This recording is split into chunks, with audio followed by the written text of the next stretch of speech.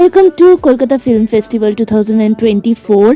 আমরা প্রত্যেক বছরই কলকাতা ফিল্ম ফেস্টিভ্যালে যাই, বাট এবছর প্রথমবার ভাবলাম একটু ব্লগ করে তোমাদেরও দেখাই কি হয়, কত কিছু হয়, সব ঘুরে ঘুরে দেখলাম।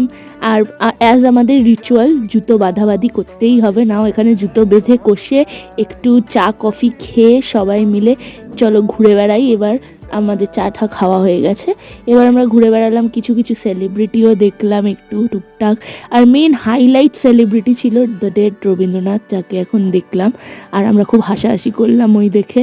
নিয়ে একটু হেঁটে প্রোগ্রাম দেখে নিচে কুদে এইরকম ভ্যান্ডামি করে আমরা চলে গেলাম মেন উদ্দেশ্যে আমাদের, দ্যাট ইজ খেতে।